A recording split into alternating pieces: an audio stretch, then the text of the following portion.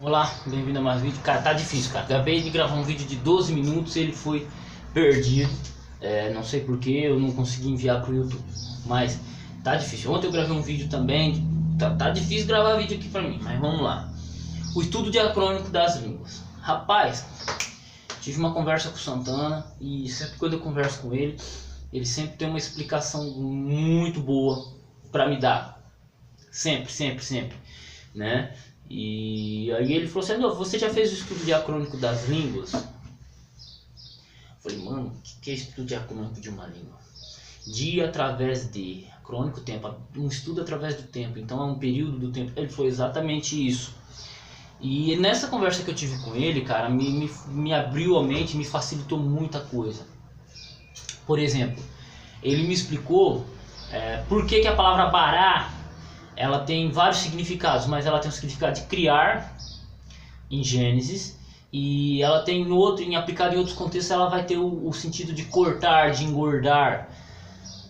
E eu sempre tive dificuldade com isso, sempre tive. Só que com a explicação do Santana ela me facilitou muito. Por quê? Você tem, por exemplo, Bereshit bara Elohim, no princípio criou Deus os céus e a terra, verso 1 de Gênesis. Você tem o uso de bará dentro de Moisés com um significado. Só que ela vai ter outro significado lá em Isaías. Por quê? Olha só. Por quê? Quando é que Gênesis foi escrito? Quando é que Isaías foi escrito? Você tem uma lacuna de tempo de quantos anos entre eles? Em torno de uns 600 a 700 anos. Então é natural que uma palavra ela tenha mudado de significado com o tempo. Isso aí é natural. Em toda língua isso aí é natural. E eu falei: fez sentido. Faz sentido, né? É hebraico, mas a língua ela sofre mudanças de significado com o tempo, né? Aí eu falei: agora eu entendi porque que bará tem outros significados. Então quando a gente vai fazer um estudo de uma palavra, principalmente no hebraico, também no grego, já vou dar exemplos do grego também logo, mas você tem isso, então é natural que uma língua mude de significados com o tempo, né? Um outro exemplo que ele me deu foi o livro de Jó. Por quê? O livro de Jó é um dos livros mais difíceis de serem traduzidos. Primeiro, porque ele está em forma poética. Esse é o primeiro ponto. Segundo, que o hebraico dele é muito antigo, quase beirando o aramaico. Então tem tradutor que fica puto da vida e se lasca para traduzir Jó. Por quê? Não é só simplesmente: eu sei hebraico, vou lá, pego Jó e leio. Você pode fazer isso, mas você vai ter dificuldade de traduzir aquilo que ele está tentando dizer. Porque o hebraico de Jó é muito antigo, quase beirando o aramaico. Porque o hebraico vem do aramaico, né? Você tem Moisés ali utilizando criando a língua hebraica, se desenvolvendo no período de Moisés, né? E depois você tem o hebraico voltando, né? O povo judeu voltando, indo para a Babilônia e sofrendo a influência do aramaico de novo e voltando para Israel. Tanto que nos dias de Jesus, qual que era a língua falada corrente? Aramaico, não era mais o hebraico. O hebraico era só para uso litúrgico, né? Então você tem o hebraico se criando, se desenvolvendo, indo para a Babilônia e voltando aramaico, né? Você tem aí o livro de Esdras, o livro de Neemias contando bem essa história aí, né? Que os livros da Bíblia, do Antigo Testamento, sendo traduzidos para o aramaico porque o pessoal já não entendia mais o hebraico. Então você tem o livro de Jó com um estilo de aramaico muito antigo. Muito antigo. Então se o cara simplesmente sabe o hebraico, ele vai ter dificuldades tremendas de entender o livro de Jó, de traduzir o livro de Jó. E isso tem que ser observado com muito carinho. Por quê? Porque o Jó possivelmente foi o primeiro livro da Bíblia a ser escrito. Então por isso que ele tem um estilo muito antigo de aramaico, um estilo muito antigo de hebraico, né? Isso é o que? O estudo diacrônico das palavras. Você estudar a palavra naquele seu contexto com aquele autor e também nos outros livros, nos outros autores. Isso aí eu achei... é uma coisa simples, né? Eu achei fascinante. Me simplificou muita coisa. Na verdade, eu já tinha observado esse detalhe, só que não de maneira sistematizada, assim como o Santana me apresentou. E ele deu outros exemplos, o nome Yehoshua, né, se torna Yeshua, e houve uma simplificação do nome, e por aí vai, né, que significa Josué, e depois vem Jesus. Então, isso foi muito fascinante. Uma pergunta que vai servir de ponte para eu entrar no Novo Testamento, o estudo diacrônico das palavras dentro do Novo Testamento, Foi uma pergunta do Santana que eu achei fascinante. Com base nessa perspectiva de observação, Adolfo, até que ponto nós podemos utilizar um léxico do Novo Testamento na Septuaginta? Olha que pergunta fascinante. Eu tenho o dicionário da Septuaginta, eu tenho concordância da Septuaginta e tal. Mas olha que interessante essa pergunta. Até que ponto eu posso utilizar um dicionário do Novo Testamento para a Septuaginta? O dicionário ele foi desenvolvido para o Novo Testamento, o grego koiné. Mas você tem ele utilizado na Septuaginta. Até que ponto você pode utilizar sem a perda de sentido? Por quê?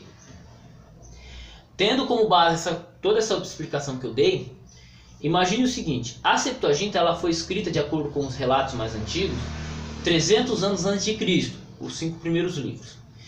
O Novo Testamento ele começa a ser escrito no final do primeiro século, né? Ali no ano 40, anos 50, 60, 70. Então, boa parte do Novo Testamento você tem ali beirando quase que o final do primeiro século. Então, você tem um período de tempo de 300 anos. Isso, quando eu falo Septuaginta, estou falando do Pentateuco, os 5 primeiros livros. Só que você teve também outros livros sendo traduzidos através do período de tempo. Então, ele já tem uma barreira de tempo menor com o Novo Testamento. Mas, ainda assim, há a possibilidade de sofrer a influência e a mudança de significado. Então, essa pergunta dele eu achei muito difícil de responder, muito difícil de precisar, mas eu achei ela muito interessante, porque foi uma observação muito, eu vou utilizar um termo aqui, latente, cara, foi muito latente para mim, mas muito difícil de responder. Eu achei muito difícil de responder e acho que é praticamente impossível de se responder, né? Apesar do significado das palavras na Septuaginta e no Novo Testamento elas terem uma proximidade muito grande, mas se a gente fizer uma análise diacrônica do negócio, vamos achar algumas diferenças.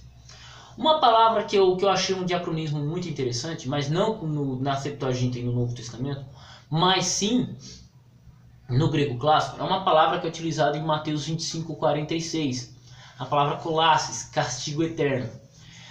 Por que a palavra colasses em Mateus 25:46 era traduzida como castigo? Castigo.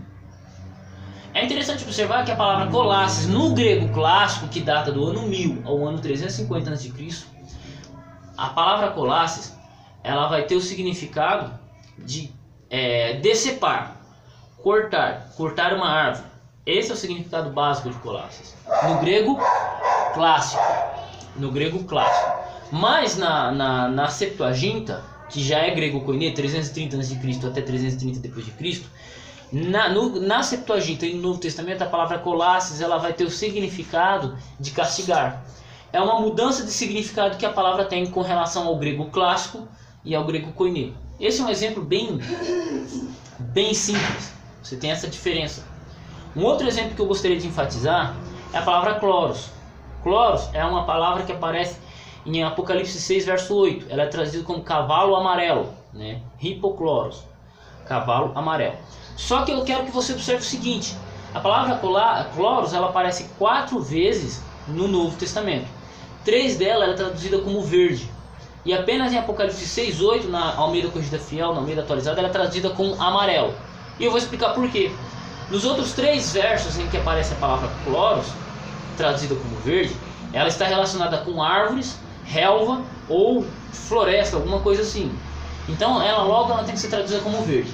Só que em Apocalipse 6:8 ela não está relacionada com uma árvore, mas está relacionada com um cavalo, que o cavaleiro se chama morte.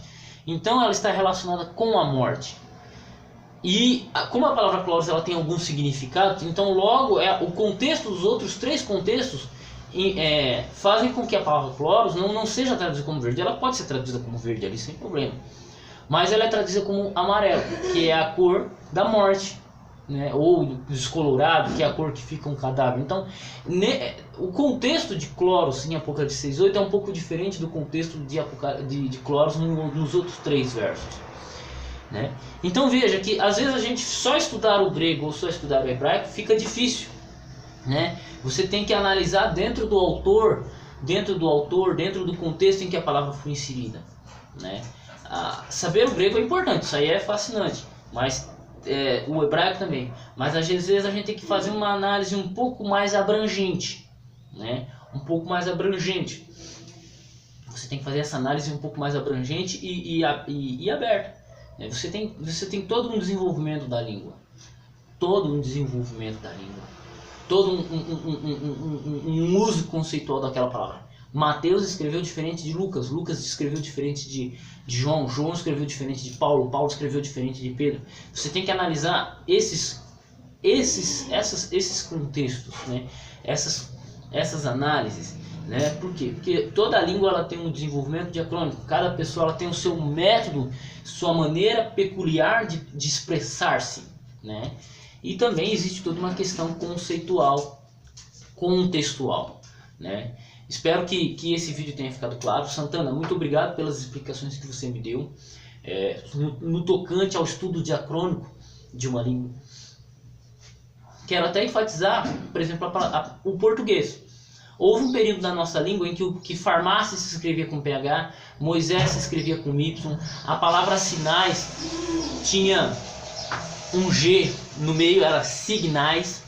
Tá? Então existe todo você tem um desenvolvimento diacrônico na própria língua portuguesa, né? Céus era escrito C-E-O-S, se eu não me engano, tá? Eu vou confirmar isso depois. Então você tem todo um desenvolvimento dentro da própria língua do português.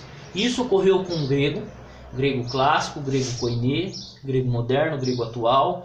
Isso ocorreu dentro da própria língua grega clássica, isso ocorreu dentro da própria língua grego koiné, né? E você teve todo um desenvolvimento de entendimento de algumas palavras, né? Isso é importante observar, tá? E o aramaico foi a mesma coisa, o hebraico foi a mesma coisa. Muita gente às vezes me pergunta qual é a diferença entre o grego bíblico, o hebraico bíblico com o hebraico moderno.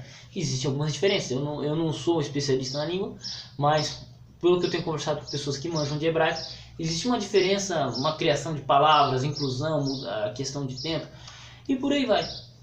Então era isso que eu queria ter expresso para vocês. Santana, muito obrigado pelas explicações. Fique com Deus, Deus abençoe seus estudos. Espero que esse vídeo tenha ajudado você um pouco mais na compreensão do entendimento. Assim como o Santana tem explicado para mim, me ajudou tremendamente. Fique com Deus, até o próximo vídeo e Deus abençoe seus estudos.